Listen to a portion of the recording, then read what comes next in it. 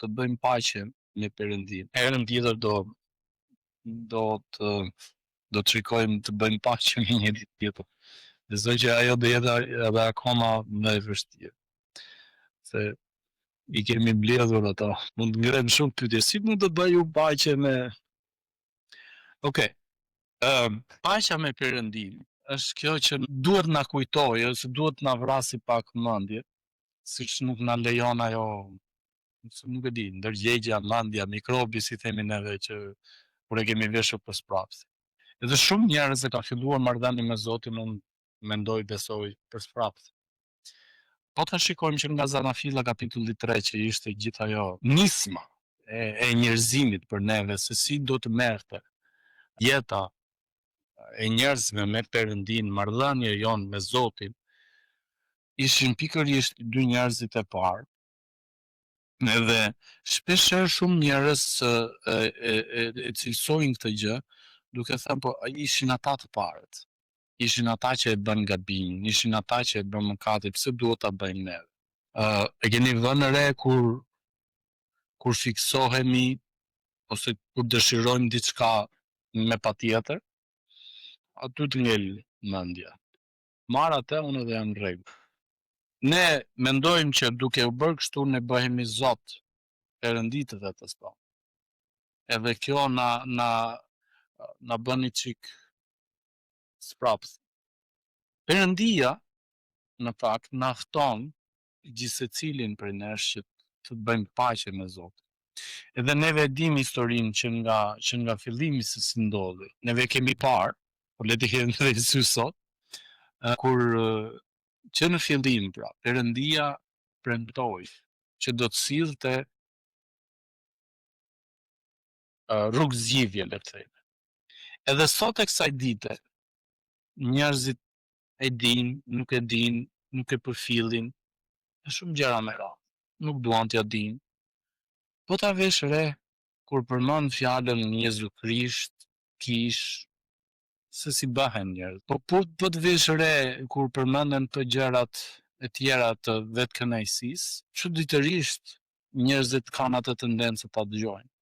Për shembull, juve e dini që besoj e keni dëgjuar dhe nëpër lajme që po kanë atë projekt ligjin e famshëm tani që me martesën, gjithashtu me që të mund të adoptosh me të njëjtin, nëse kanë të njëjtin seks, nëse janë të martuar, mund të adoptojnë fëmijë.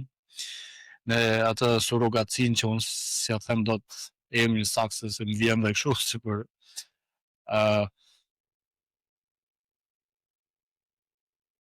edhe kur i mendon, edhe kur i thua, ore, por nuk janë rregull. Jo, kjo është mendja ime. E kupton? Kështu e mendoj unë, kështu e gjykoj unë, kështu e besoj unë. Kur ti thua, nuk je kështu, po je kështu. Jo, po, unë kështu ndihem. Perëndia përsëri na ka ftuar që të kemi paqe me Zotin.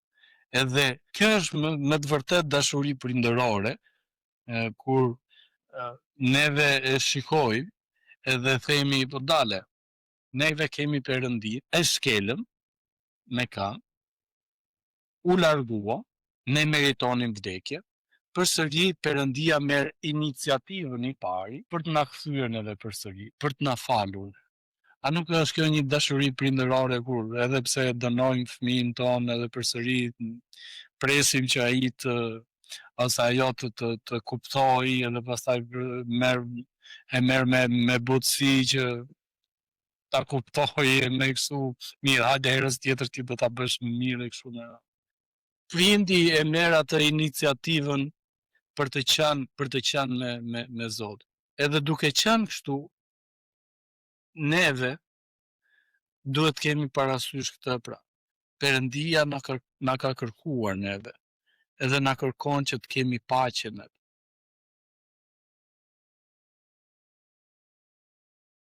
Po çfarë kemi bërë neve? Gjithë neve që vim për të adhuruar Zotin, e ndjejmë të lloj përgjegjësie. Por përsëri kemi ato, të jemi të sinqertë ato mangësitë tona, por ama përpiqemi që të kemi paqe me Zotin. paqja shpirtërore me Zotin, me Perëndin, pra e tejkalon çdo gjë. Na ka dhënë mundësi nëpërmjet Krishtit. Neve e dim që Jezusi u batiste mëkat për ne, në kryq, duke na dhënë mundësinë që neve mos të ishim atë përgjegjësinë e pagimit të mëkatit. Imagjinoni, neve kemi thënë disa herë, po të kesh atë borxhe edhe të vi dikush, ta janë të mia. I kam unë. Ose siç e bëjmë neve me respekt e bëjmë kur jemi në lokale dhe takojmë një personin tonë që duam ta respektojmë, duam ta vlerësojmë dhe i themi kamarit, shiko, çfarë kanë marrë ata, janë të mia, do t'i paguaj. Ose me jep faturën në na lekë. Besoj që gjithë secili prej nesh në momente të ndryshme e ka bërë, me dashamirësi, me respekt për atë. Por imagjinoni Perëndin. Vjen Perëndia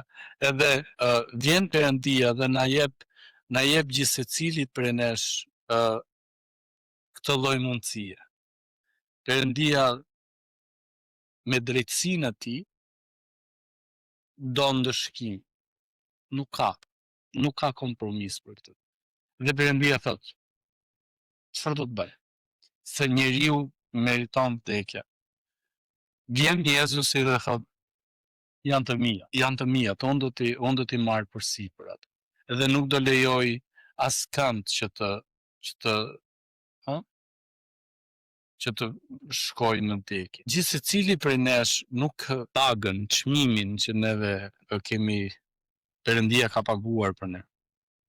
Shpesh më identifikohem me këto gjëra, me këto grimcat, me jetën në familje, ku fëmijët tanë kërkojnë gjëra. Edhe pavarësisht se ku neve jemi, pavarësisht se çfarë halli kemi, pavarësisht se kemi apo nuk kemi, baba, dua këtë. Baba, do blej atë. Po mirë, ma e kupton që nuk ke? Jo. Luka kapitulli 2 vargu 14 thot, lavdi Perëndis në vendet më të larta dhe paqe mbi tokë njerëzve mbi të cilin qëndron mirëdashja. Zoti është kaq i madh dhe i plotfuqishëm dhe i dashur me ne. Na është hequr ajo të thuash se mira përmendi çik punën e gjykatës edhe ato dokumentat kur vlerësohet ai vjetri dhe hyn në fuqi një tjetër. Po ka besoj dhe ajo ka një radhë pune që nuk mund të hyj. Ka dhe atë periudhën e vet. Jezusi te Kolosanët kapitulli 2:14 na thuhet, ai e vlerësoi dokumentin e urdhërimeve që ishte kundër nesh dhe ishin kundërshtar. Dhe hoqi nga mbesi duke u mbërthyer. Ligji, Testamenti i Vjetër na thoshte neve vdekje, edhe gjyqi. Dokumenti thot, ligji thot kaq, domethënë me këtë lloj periudhe. Nga le të themi me ulta, 3 deri në 5 ose 5 deri në 10. Por nuk ka shpëtim. Tani varet qysh, nuk e di si mund të interpretohen ato, po varet edhe nga, si thuaç, nga ana emocionale e gjykatësit në atë moment. 3, 5 apo 10. Apo gjykimi shkurtuar edhe këto me radhë. Nuk desha t'i hyj këto se nuk i kuptoj dot. Por Perëndia na dha këtë lloj mundësi të jenë të falura plotësisht. Kur lexuam tek Efesianët kapitulli 5 këto gjëra, lexuam edhe Pali përmendet tek pjesa e parë, pa hyrë tek ajo burra, gratë i binden burrat edhe gjithashtu burrat i duan gratë e tyre. Tek pjesa e parë e thoshte hiqni çdo gjë që është e keq. Ai thoshte që në fillim të kapitullit 5 Pali po thot, as që mos i përmendni fare. Jo që të bëhen, s'është turp, thot. Jo që të bëhen, po as që mos i përmendni fare këto gjëra. Edhe neve, nëse neve jemi me këtë lloj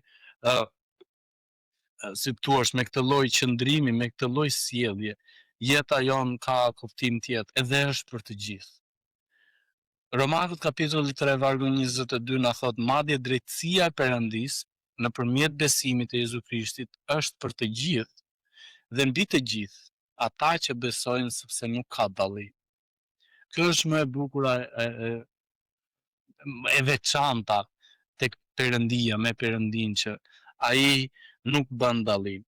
Nuk bën dallim dhe na tregon se si duhet të jemi dhe ne. Thot ka më bollak. Jezusi në momentin që u ringjall i premtoi dishepujve të tij, unë po shkoj të përgatis vendet për ju. Nuk e di çfarë mund të është na përgatit në i film, në i gjëtë që mund të mendojmë neve kështu. Por ama ai tha dhe këta që është shumë e rëndësishme. Ka vend për të gjithë. Ka vend për të gjithë. Ka një moment çuditërisht me njeriu që më e bukur është kur në momente të dobta, le të themi, se kur je i fortë të shkel me këmbë. Po në momente dobësie fillon vjen vetë dhe arsye tonë. Lema dhe këtu. E kuptojmë se sa e rëndësishme është të kesh paqe me Perëndin. E kuptojmë se sa e rëndësishme është kemi atë qetësinë tonë shpirtërore, pavarësisht problemeve, shqetësimeve ku ne vendodhemi. Edhe kjo është, si thuaç, kjo është për të gjithë. Por ama neve kemi diçka që është më e rëndësishme, është me Perëndin. Neve shumë njerëz kanë frikë nga vdekja. Edhe ne. Edhe unë. Bibla, fjala e Perëndis na thotë që fryma e fundit në këtë tokë është fryma e parë me Perëndin. Në jetë me Zotin. Se si do jetë, nuk e di. Timi është i sigurt. Dhe ne këtë nuk duhet të harrojmë. Para Gjonit kapitulli 3 vargu 2 na thot: shumë të dashur, tani jemi bijë të Perëndisë, por ende nuk është shfaqur çdo të jemi, por dim se kur të shfaqet ai, do të jemi të ngjashëm me të, sepse do ta shohim si është ai. Çfarë dim? Jemi bijë të Perëndisë, nuk do të kemi me këto dhimbje, nuk do të shqetësohemi me kur na bi hekuri, na bin ato rruzat e bardha të kuq, si natyrë njerëzore e harrojmë. Ja, besoj që do të ndodhi sot në këto momente. Në momentin që neve do të ndalemi, do të mbarojmë adhurimin, hym në atë, le të themi, në atë botën shpirtërore, u qetësuam e themi amen, lavdi Zotit. Por sa dalim që këtu, nëse se keni zgjidhur akoma do të mendoni çfarë do bëj për drek. Nëse keni zgjidhur atë apo kam lavatricën atje për të hapur, apo duhet shkoj atje, apo do bëj atë. Edhe këto gjëra na mërthejnë aq shumë, por ne duhet dhe s'duhet të harrojmë faktin që tek e 2 Korintasve kapitulli 1 vargu 22 na thot: i cili dhe na vullosi dhe na dha kaparin e frymës në zemrat tonë. Pra Perëndia jo vetëm që na fali, jo vetëm që na pastroi, jo vetëm që Perëndia neve na shikon si bijtë e tij, por na ka dhënë dhe dhuratën e frymës së shenjtë. Na ka dhënë kapar. Dikush tha, fryma e shenjtë në ne është si ajo unaza e premtimit. Që Perëndia na ka premtuar që do të jeni të mitë një ditë. Jeni të mitë, por do të vini të dhe ai që na ka formuar pikërisht për këtë është Perëndia, i cili na dha edhe një herë kaparin e frymës. Ne këtë gjë nuk duhet të harrojmë, kujt i përkasit. Shpeshherë do na mërthej kjo monotonia e jetës e përditshmërisë tonë, por ne nuk duhet të harrojmë që ne i përkasim Perëndisë. Jo vetëm që Perëndia na ka dhënë falje, shpëtimi, por na ka dhënë dhe frymën e shenjtë. Edhe fryma e shenjtë është ajo që ndërhyn tek Perëndia për ne. Pali e thotë tek Romakët. Dhe fryma e shenjtë flet me Perëndin dhe e di se çfarë neve na duhet. Perëndia është me ne, po a jemi ne me Perëndin? E ndërsa neve do të vazhdojmë atë rutinën tonë, përditshmërinë tonë, mos të harrojmë që Perëndia na ka blerë me gjatë. Le mos të dalim që këtu edhe na mërthej ajo rutina e jetës. Por unë e di se gjithë secili prej nesh besoj se mund të keni lënë edhe ndonjë gjë 11-11:30 maksimumi, do vi aty ose do bëj këtë ose do marr atë. Por ama Perëndia jonë nuk ka kohë. Dhe ajo çfarë është më e mira, edhe ajo çfarë është një bekim për ne është që Perëndia është gjithmonë me ne dhe në çdo shqetësim tonin, çdo problem tonin mund ta flasim me Perëndin në çdo kohë. Paqja dhe hiri i Perëndis qoftë me gjithë secilin prej jush. Edhe Zoti ju bekoftë, Zoti ju dhënë paqe, Zoti ju dhënë qetësi shpirtërore.